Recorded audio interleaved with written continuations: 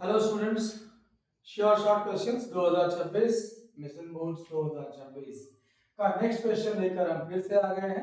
और इस बार जो हमारा क्वेश्चन है वो एपी से है और ये फिर उसी सेक्शन में जाएगा, कॉम्पिटेंसी बेस्ड क्वेश्चंस।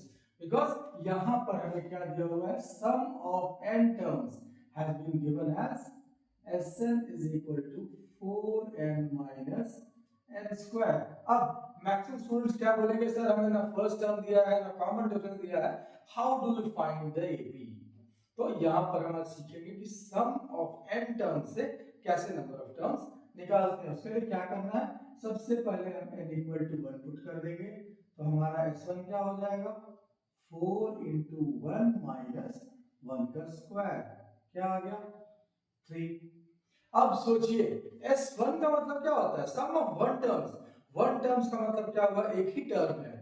मान लीजिए आप अपने पापा के इकलौते बेटे हैं और लोग बोले कि सारे बेटों को बुला के ले, तो कौन जाएगा, सिर्फ आप। तो यहाँ सम ऑफ वन टर्म्स की बात करेंगे तो आपका निकल गया फर्स्ट टर्म। वो फर्स्ट टर्म कितना निकला, मान लीजिए उसको हम A1 मान लेते हैं।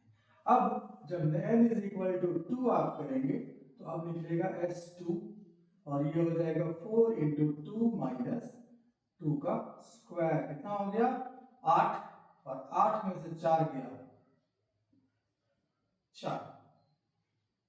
ठीक है, तो अब हमारा टर्म कितना निकल गया, सम ऑफ टू टर्म्स, मतलब पहला टर्म होगा और दूसरा टर्म होगा, इसको जोड़ के कितना है 4। फर्स्ट टर्म हम निकाले थे 3 plus a2 is equal to 4।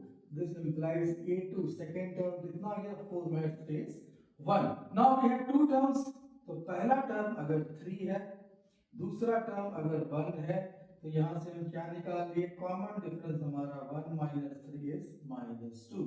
अब ये कॉमन डिफरेंस चलता जाएगा, तो 1 में से 2 गया तो क्या आ गया, minus 1 minus 3 minus 5 dot dot dot. So this is our AP. यही तरीका है अगर एस एन दिया हुआ है या सम ऑफ एन टर्म्स दिया हुआ है और तब हमें एपी निकालने को बोला जाए। क्लियर है, ऐसे क्वेश्चन आएंगे, ध्यान देकर रखेंगे। अगर डिजिट्स चेंज है तो हम लोग उसको उसके हिसाब से सॉल्व कर लेंगे। बाकी अगर किसी भी स्टेप में कोई दिक्कत हो या कंफ्यूजन हो, कमेंट सेक्शन में will be waiting for you. Thank you.